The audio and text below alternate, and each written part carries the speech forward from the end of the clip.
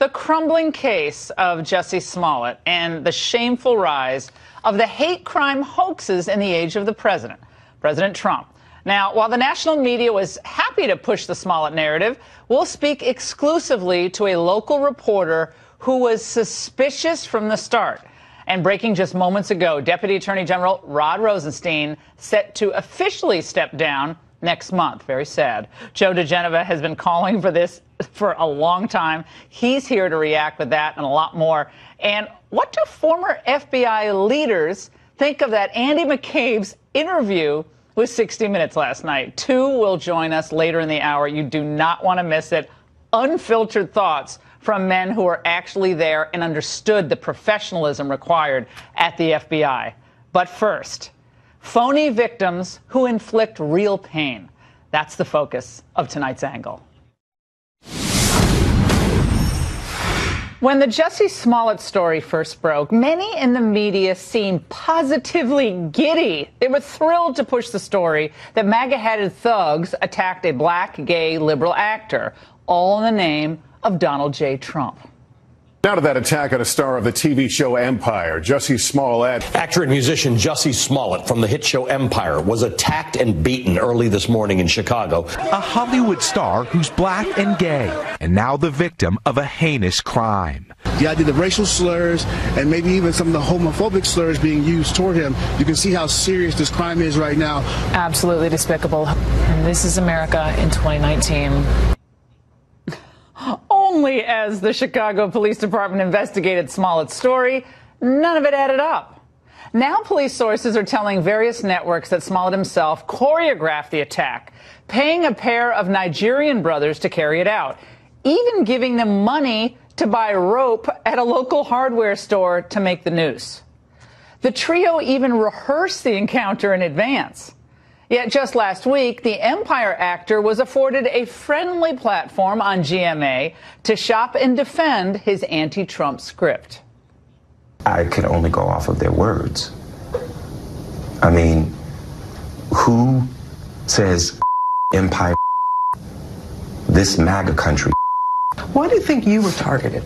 I can just assume, I mean, I come really, really hard against 45. I come really, really hard against his administration.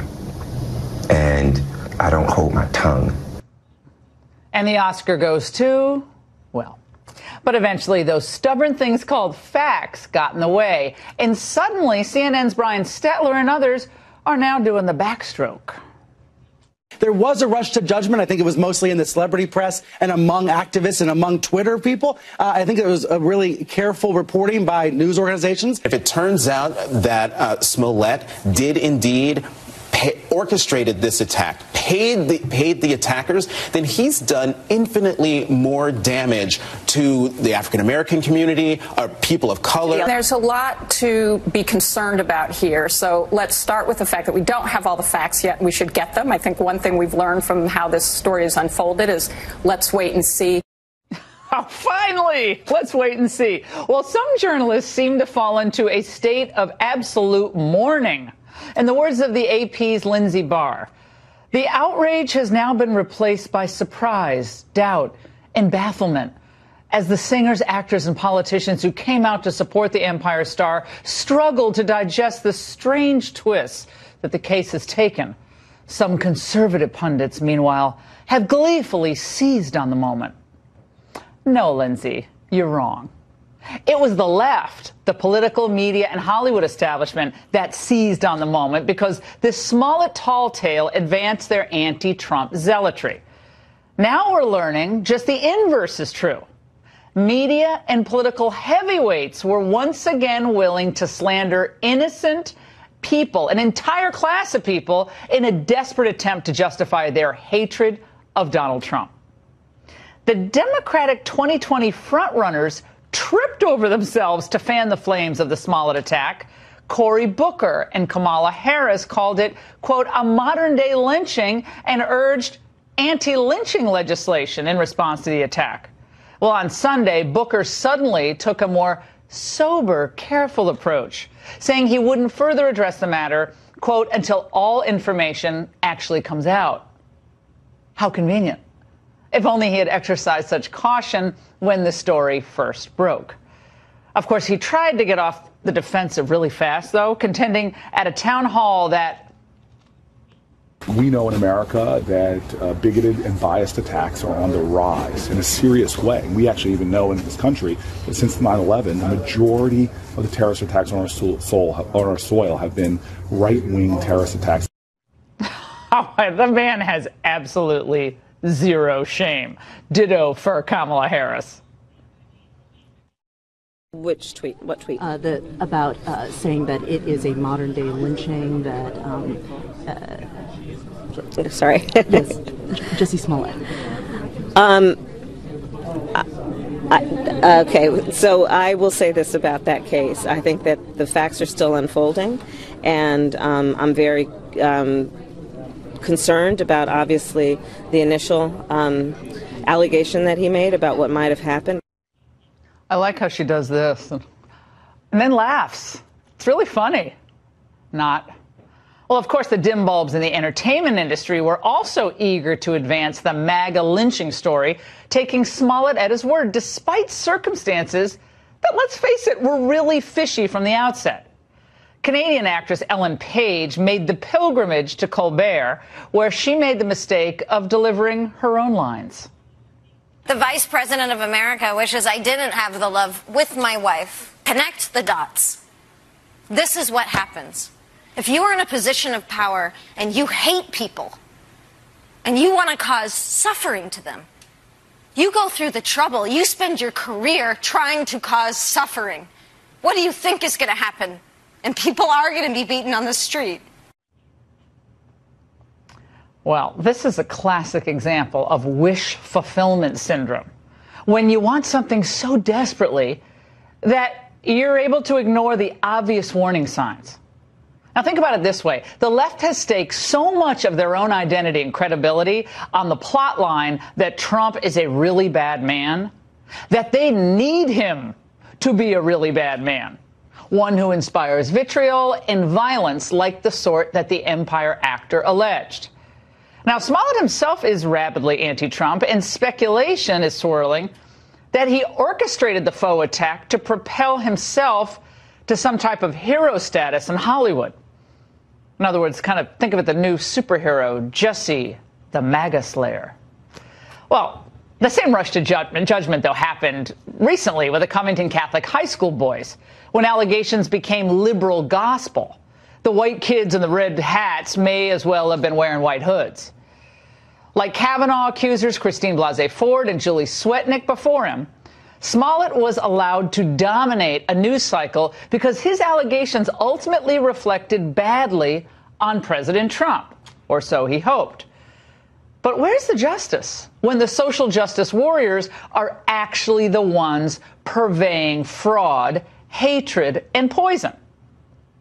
Nick Sandmann, that Covington Catholic kid, is right to sue everyone who accused him of racism, and I hope he wins big. Brett Kavanaugh had his life turned upside down in the most humiliating way, and we're still waiting for the DOJ prosecution of Swetnick and Avenatti. And meanwhile, Blasey Ford herself collected over $800,000 through a GoFundMe account, supposedly applied to cover her security costs. And as for that Feinstein staffer who likely leaked her original letter, we're still waiting on the Senate Judiciary Committee's findings there. But the fact is, most of the left-wing false accusers operate with impunity because conservatives usually choose to just move on. That's a huge mistake. If these phonies like Smollett aren't made to pay for their defamatory tall tales, we'll just see more of it as 2020 approaches. Even the man who is in the false narrative Hall of Fame seems to kind of agree. If it is found that Smollett and these gentlemen did in some way perpetrate something that is not true, they ought to face accountability to the maximum. But let's not act like this is some left-wing hoax that some are saying on social media. Oh, no, it's not a left-wing hoax at all, Al. Okay. Well, what is it then? Well, speaking of frauds, maybe Andrew McCabe can argue that the president himself hired Smollett and the Nigerians at the behest of the Russians to carry out the whole thing. Hey, they might as well try to bring all these fraudulent storylines together. Think about how much fun that'll be. And that's the angle. Joining me now is someone who has done some of the best and some of the most honest reporting on this case from day one, is Rafer Weigel. And he's a reporter with our Fox affiliate in Chicago, and he joins us now. Rafer, when did this story, to you, start looking really suspicious? Well, as soon as we heard about it, I first off want to apologize for my casual dress here. I'm actually on a mini vacation with my son here in Las Vegas, so I dressed for Cirque du Soleil. I didn't dress for your show, Laura. No problem. You're excused. Okay, thank you. As soon as police let us know about it, I immediately called my sources at Chicago PD. My colleagues and I in the media locally, we were skeptical from the very beginning, and so were police, but that's our job to be skeptical. You know, it's the old adage, if your mother tells you she loves you, check it out. So when we started reporting the story in Chicago, we did not report that Jussie Smollett was attacked. We reported that Jussie Smollett says he was attacked. I've grown up in Chicago. I've lived there most of my life. And, you know, this was a pretty outlandish claim that he made, given the geography in Streeterville, which is a very heavily populated area. A lot of people walking around. You know, something as extreme as this, wearing red hats, carrying bleach, putting a noose around someone's neck. It seemed very unlikely that in that area nobody would have stepped in. Yeah, Nobody would have I videotaped have it with their cell phone. I'm sorry to interrupt. So Rafer, go ahead. hold on. Sorry. I have so many questions. Did anyone from the national media call you and say, look, Rafer, you know the area, you're a longtime resident, Chicago. What are you hearing? Because I was seeing a lot of people, it was almost gleefully jumping on the story because it fulfilled a narrative that a lot of people on the left or who lean left want to believe. That Donald Trump hates all these people. I'm generally a defender of my profession when we get attacked, but at the end of the day, we did mostly drop the ball. I mean, we did not at Fox 32, but my media cohorts definitely did when they immediately reported that he was attacked without getting all of the facts. And when I tweeted out the skepticism that I was getting from within the Chicago Police Department, I was attacked, and I didn't take it personally because I did know that they were. You know, these were people who wanted a specific narrative, but I felt confident in my sources that, you know, everything that I was learning was accurate. They told me, you know, you can bet on this. Yes, he was carrying the Subway sandwich on video when he walked back into his condo. You know, yes, we didn't find this on video anywhere. So, you know, I just stuck to the facts. Yeah. It didn't happen. You were attacked. And I think everyone watching, first of all, thank you for coming on when you're supposed to be with your family. Really appreciate it, because everyone wanted you on their show tonight. So thank you for coming on. This is what Black Lives Matter spokesman said, DeRay McKesson, okay? He said, I realized today that Chicago reporter Rafer Weigel is responsible for much of the misinformation disseminated by Chicago PD sources about Jussie Smollett, as he literally just repeats whatever the police say. And there were other similar things. Chad Griffin also said something very similar about leaks that were given to local reporters. And basically, this is why victims of hate crimes, what they fear and why they often stay silent. So the microscope was then trained on you and your local reporter colleagues at other networks who are just got like, guys, who walks into their apartment with the noose around their neck or waits to take the noose off? You know, none of that made sense to kind of just regular workaday reporters, and yet you're attacked. Well, I didn't take it personally. I mean, you know, at the end of the day, real journalism shouldn't be partisan. But I understand this is a story that became heavily politicized from both the left and the right. Everybody wanted their own narrative. And all we wanted to do at my shop was to just stick to the facts. We do have an intimate relationship with Chicago PD. We have sources in there. They've told us things about this investigation that we are not reporting because we don't want to compromise the investigation. It's a delicate balance. You know, we want to hold them accountable. But at the same time, we also, you know, we have to deliver what we know. And sometimes we are getting things from sources that maybe they don't want us to report. For instance, the fact that the brothers admitted that they were paid, that they did rehearse this, and that it was staged. You know, from what I understand, Jussie Smollett was on his way in to talk to police, and once it got out that these brothers had essentially rolled over on him, he changed his mind. And I talked to his crisis manager, Ann Kavanaugh, this morning, and she said that right now they don't have any plans to bring him in. So, I mean, in terms of the reports of the grand jury, TMZ came out with that. Police tell me that's premature. That would only be a last resort if Smollett does not come in voluntarily. And right now they're hoping he still will. He ain't coming in. It's weird because his attorney said that they're cooperating, but right now it doesn't appear that they are. Right. Rafer, thank you so much for joining us and for your reporting on this in a sober, pragmatic, and unbiased manner. We really, really appreciate it. By the way, we also learned today that, as Rafer just reported, so Smollett is refusing to meet with police. That, according to this statement from his, as you've heard, crisis management consultant. Yes, he has hired a crisis management consultant. Now, Ann Kavanaugh, who Rafer is also talking to, saying Smollett's attorneys will keep an active dialogue going with Chicago police on his behalf. We have no further comment today. So at what point does the Chicago Police Department compel Smollett to speak to them? Look what they did to Roger Stone. They showed up with like 17 vehicles and guns drawn. I'm not saying they should do that, by the way, but I'm just talking about the overreaction with Stone. To provide some insight, we're joined by former LAPD detective, Fox News contributor Mark Furman. All right, Mark, I've been dying to talk to you about this case. Number one, from the beginning, we had said here on this show, these are really serious allegations. They sound really bizarre, but every fact should be followed, so this is what we said, and it started to get odder and odder as time went on. But he won't speak to police now, and I don't think he's going to speak unless he's compelled to. Does that surprise you? No, not at all. I don't think he's going to, because he has nothing to say except for the truth. They're certainly not going to listen to his lies. They've got everything prepared to actually destroy every kind of alibi, lie, or fantasy that he's going to create. So when you look at this right from the beginning, the red flags are huge. First, this is not Trump country in Chicago. And the second thing, it wasn't much of a beating. All I saw for injuries was a little scratch on his right cheek. The suspects let him keep the phone in which he was talking to his manager at the time of the attack, and the manager heard the yelling and the screaming. So when you look at all this, and then no property was taken, there wasn't much of a beating, it's one of those raised eyebrow things that the first officers feel when they get there, and they tell the detectives, and they go, okay, let's go through the motions, but this smells. And this smelled from the beginning. Yeah, from the beginning. I mean, again, you want to believe people, and they make such an incredibly, serious and disturbing allegation. It's hard. It is hard to believe people do this, but it happens.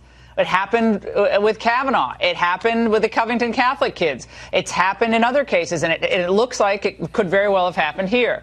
Now, Mark, so you raised all the red flags from the beginning. I think a lot of people were afraid to talk about those because then you're being, critical of someone who's a liberal, African-American, gay, and then all those hateful pejoratives come directed at you. So people were kind of afraid to say that. But now we find out that the police went into the apartment, or the place where the Nigerian gentlemen were living, and they seized a number of things from that apartment, and they're cooperating fully with the police. Can you go through why those items are so important to this investigation, the magazine and bleach and so forth? Well, everything that was involved in Smollett's description of the attack on him, that's what they're looking for in the search warrant. So they have been unavailable. They've been in Nigeria. So during this whole time, I think the whole investigation for Smollett really came apart February 11th when he failed and refused to give them unredacted phone records. That was the first problem. Then they knew that their suspicions were probably true. When they got off the plane and they arrested him and they issued this search warrant and they went in, when they got these items, now they know that these two men have been connected to get into the apartment, and now they found evidence that further connects them. Now they had to explain it all. When they got to the station, I'm sure they were separated. I'm sure that they were confronted with the evidence, and I'm sure they rolled over in a heartbeat. And they rolled over simultaneously in two different rooms with the exact same story. They corroborate. I wouldn't doubt they gave them polygraphs. Yeah. They probably gave them a money path, how the money was paid. So. Yeah. And the magazine, the letter that arrived in January 22nd, they seized the magazine, and maybe those letters were found cut out of that magazine. So this whole thing is, well, the developing facts. We're going to follow them where they take us. Mark, thank you so much for joining us. And it's not just Smollett and the Covington High School boys fiasco. There are other hate crimes hoaxes that we want to share with you tonight. Dinesh D'Souza will tell us what they reveal. Filled attacks against sexual or racial minorities. Now, here are just a few of more than dozens that are out there. In December 2016, a Muslim woman said she was attacked by 3 white Trump supporters in New York City on the subway. She said they tried to rip off her hijab. Well, it never happened. And then one day after the 2016 election, a student at Bowling Green in Ohio said that white males wearing Trump shirts threw rocks at her and hurled racial slurs. Protests in a university town hall ensued. The student made up the entire incident. And in September of last year, a woman told police on Long Island she was driving home when 4 teens confronted her and yelled, "Trump 2016." And then they told her, quote, she didn't belong here. That, too, was made up. Here now is Dinesh D'Souza, conservative filmmaker and author. Dinesh, what does this tell us about the current political climate and the culture today? Well, the first thing it tells us is that these fake racial incidents have become normalized. When the Tawana Brawley case broke a generation ago, this was a bogus racial incident involving an African-American woman who had claimed to have been abused and battered. It was anomalous. People really had to scratch their heads because this was such a freak episode. But now there's a procession of these bogus incidents, of which the Jussie Smollett case is only the latest. Now, I think for people watching, they're a little baffled because they probably think, what kind of dementia causes someone to do this? Why would somebody fabricate an incident? And I think that we're dealing here not so much with personal dementia, but what can be called ideological dementia. You touched on it earlier. There's a narrative here that they're trying to advance. The narrative is that the MAGA supporters, the Trump people, are a bunch of racists. Now, it's obviously a tribute to the Trumpsters that they are not racist, because the Jussie Smollets, despite being black, despite being flamboyantly gay, are going out there looking for people to pick on them, and nobody is. So the facts are not supporting the narrative at all. So they figure, why not make up the facts? Why not adapt the facts to the narrative rather than the other way around? And I think this is the demented psychology, the demented progressive psychology that drives these racial faked incidents. And the second reason for them is that they get away with it. Well, and this is what my point, Dinesh, is that conservatives are quick to sort of say, oh, let's move on. I don't want to dwell on this. And the fact that we don't have people in jail after what happened to Brett Kavanaugh, with that Julie Swetnick, what Avenatti was pushing, all the promises of evidence of how he was drugging people, spiking the punch bowl, gang rapes, you know. And then, people just want to move on from that? I say no way. Otherwise, that stuff continues. Same deal with this Smollett case. It occupied everybody's time, and the Chicago PD was demonized. And, of course, Trump supporters are made out to be these horrible, awful, terrible, rotten people because, look, your people are doing this to this poor actor. It's important to realize that the Jussie Smollett incident is a hate crime. It's a hate crime, but in the opposite direction. Remember, if Jussie Smollett basically wanted to go and beat himself up, that's not against the law. The real crime here was attempting to pin this blame on a bunch of people who did nothing, on innocent people. And it is this idea of trying to ultimately frame Trump supporters for something that Smollett himself perpetrated. So he's the perpetrator masquerading as the victim. It's very important that he be held accountable for that. Otherwise, the left basically thinks, let's keep trying this stuff. When it works, it works. When it doesn't, we get away with it. Dinesh, excellent analysis as always. Thank you so much. And it's not enough to reveal these stories as hoaxes. As we're talking about tonight, it's very important that we run the whole gamut of these phony scandals and hoaxes and what happens after them. Is anyone ever going to do time? Is anyone going to get sued, and is it going to stick? We're going to learn more about this because today, Covington student Nick Sandman's lawyer says he's intending to file defamation suits this week. Yay. And that got us thinking, whatever happened to the criminal referrals recommended for Michael Avenatti and Brett Kavanaugh accuser Julie Swetnick? And what about the leak of Christine Blasey Ford's story?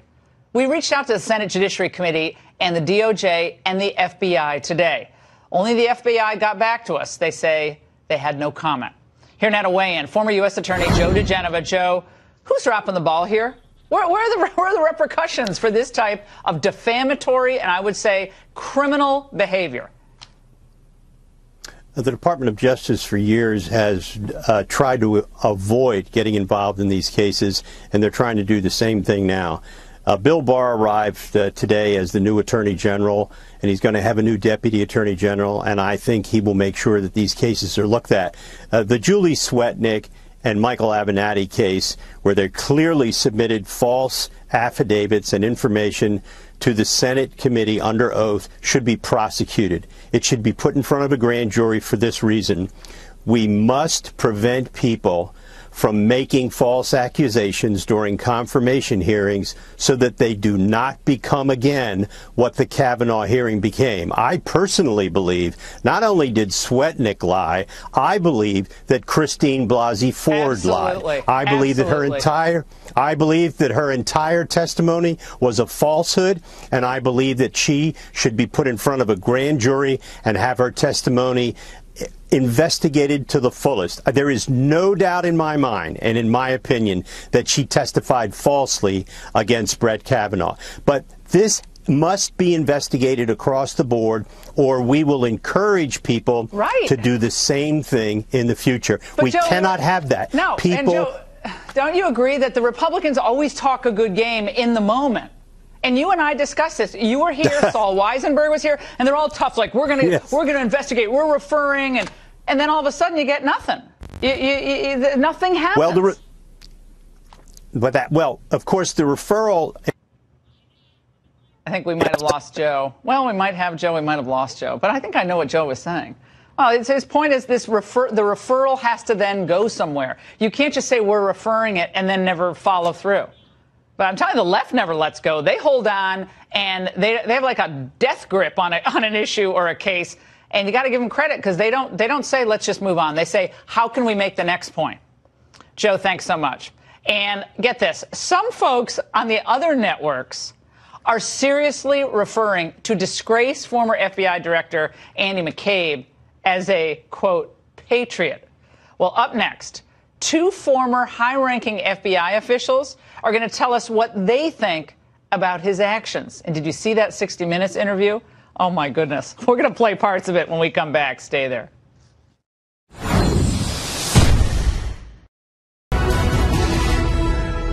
What former FBI Director Andy McCabe admitted on 60 Minutes last night should alarm all of you. I didn't know when I'd be out of the job. So I just put my head down and got to work trying to stabilize the people around me and do the things that I felt we needed to do with the Russia investigation, getting cases opened and getting a special counsel appointed. Is there an inappropriate relationship, a connection between this president and our most fearsome enemy, the government of Russia? Are you saying that the president is in league with the Russians? I'm saying that the FBI had reason to investigate that. We talked about why the president had insisted on firing the director and whether or not he was thinking about the Russia investigation and did that impact his decision. And in the context of that conversation, the Deputy Attorney General offered to wear a wire into the White House. Now, he was not joking. He was absolutely serious. A discussion of the 25th Amendment was simply Rod raised the issue and discussed it with me in the context of thinking about how many other cabinet officials might support such an effort. Okay, just to sum up what he just copped to. The newly promoted McCabe, out of political disdain, took it upon himself to become the ultimate resistance hero. He's setting in motion a counter-intel investigation against a sitting president of the United States, push for a special counsel, and openly discuss removing the duly elected president, commander-in-chief, from office. And folks on the other networks are calling this guy a patriot? Now, what do former high-ranking FBI officials think about all this? Let's discuss with a couple of the greats. Kevin Brock was the former FBI Assistant Director for Intel, and Terry Turchie was the former Deputy Assistant Director of Counterterrorism in the Counterterror Division. Kevin, now, you recently penned a piece calling McCabe's reemergence embarrassing. Why? Yes, that's a huge embarrassment, and I think, and I think Terry will agree that for former FBI agents, and I've heard from a lot of current FBI agents right now, that what Andrew McCabe is doing and what he did last night further misled the American people and actually manipulated the American people, because now suddenly he's a victim. After perpetrating, along with Jim Comey, severe damage to the FBI because of their, now what we know, clear biases, he is going on a book tour to sell books. Everyone's selling books. All the other former FBI guys are all pushing their books. Which is just going to make money. Amazing to us. So he's trying to rehabilitate himself, but the damage is done, and he continues to do more damage. He has claimed, as you just pointed out, when he became acting director, he went on a binge of opening cases against the President of the United States. On the 60 Minutes interview last night, he was deceptive and misleading. How so? Give us some little tags on that. He stated that he had clear and articulable facts for opening up an FBI What were those facts? I'm still waiting for the facts. Well, he said, well, the president criticized our investigation. That was number one. Not a reason for opening up a case. He said that the president directed James Comey to let Michael Flynn off the hook. No, he didn't. If you go back and look at James Comey's notes, he didn't say that. Mm-hmm. He said that Rod Rosenstein was pressured to put the Russia investigation in. So, there was all these things that don't rise to the level of opening up legitimately. Yeah, but he looked really earnest, Terry. He looked really earnest. This guy, Malcolm Nance, was on MSNBC. He's a former counterterror specialist. And this is how he describes Terry McCabe last night. These phrases, taking down an elected president, a bureaucratic coup, this is Donald Trump's characterization of what the patriots at the FBI and the Department of Justice, who were defending the Constitution of the United States.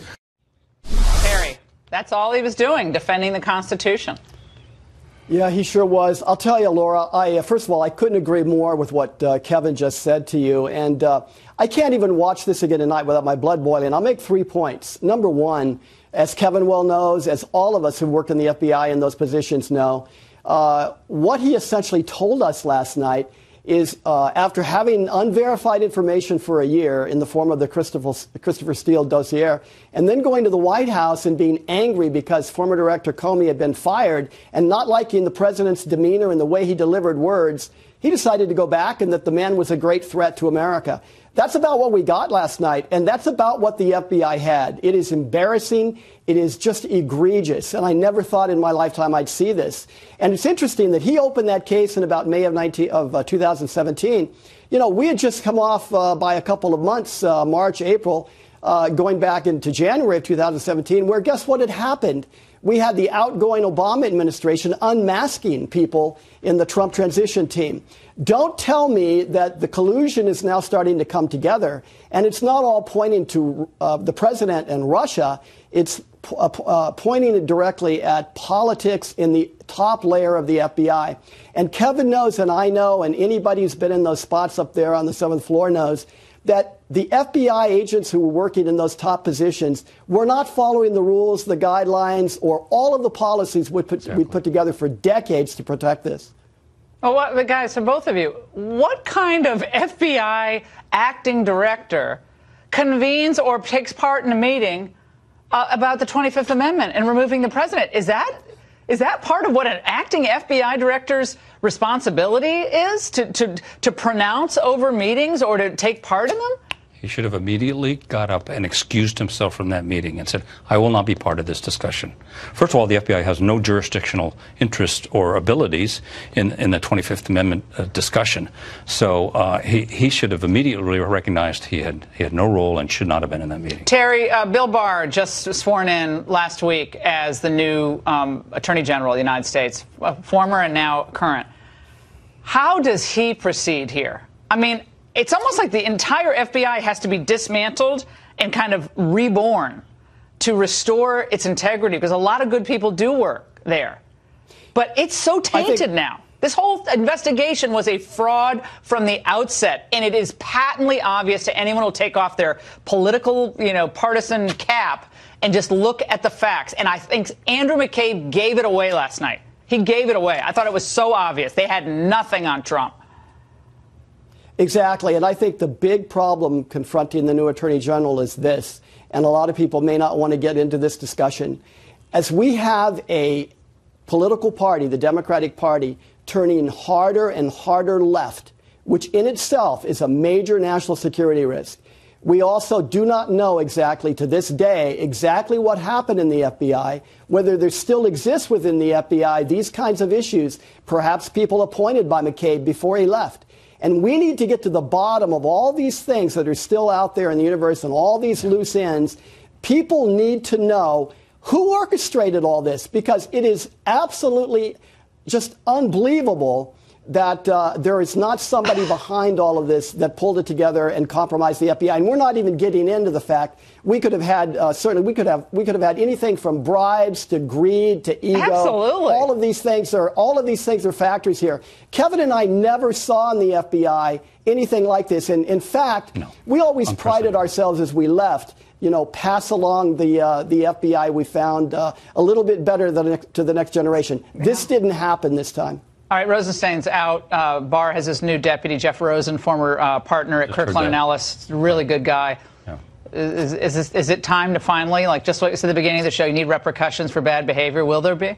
I have already appealed in articles to the new Attorney General to launch an investigation into the actions of James Comey and Andrew McCabe. These two colluded and fed off each other's biases to do a lot of damage to the FBI. Both of you, incredible conversation. And I know you guys don't do a lot of TV. Thank you so much for joining us tonight.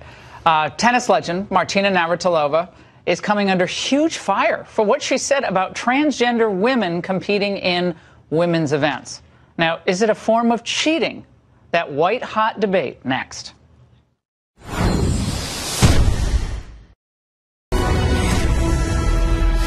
Do transgender athletes have an unfair advantage when competing in women's sports? Tennis Hall of Famer Martina Navratilova, a gay rights advocate, said this week of transgender women competing in female sports, quote, to put the argument at its most basic, a man can decide to be a female, take hormones if required by whatever sporting organization is concerned, win everything in sight and perhaps earn a small fortune, and then reverse his decision and go back to making babies if he so desires. It's insane and it's cheating.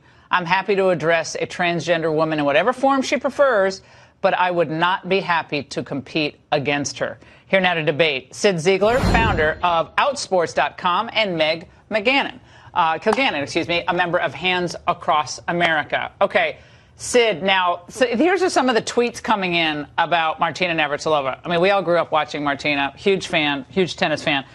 This is Rachel McKinnon. Martina Navratilova has removed all doubt. She is absolutely transphobic. Another tweet, Transactual says, we're pretty devastated to discover that Martina is transphobic. If trans women had an advantage in sport, why aren't trans women winning gold medals left, right, and center, etc.? Sid, biologically, isn't this pretty tough for women to compete against men who transition into a new gender because their bodies are still, different? Broader shoulders, stronger upper body, et cetera. How is it fair? Well, thanks for talking about this. If you look across the history of transgender female athletes, not a single one of them has ever dominated their sports. Lots of people like Martina Navratilova throw up these boogeymen of men who are somehow going to seek fame and fortune in women's sports. Martina knows perfectly well how undervalued women's sports are in our culture. So this boogeyman that she throws up is totally ludicrous. And again, no trans woman has ever dominated. But it's kind of just starting, sport, right? Not any sport.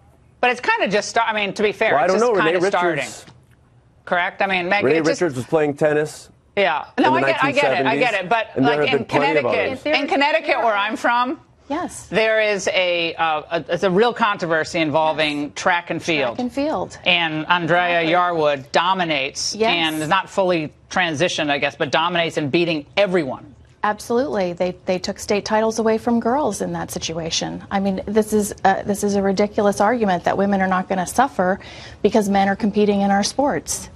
That's just ridiculous on its face. But what about the argument of equality, that trans athletes want to compete in the area they want to compete in, and they make it an equality thing? So if you oppose them, you're a horrible, awful, rotten person.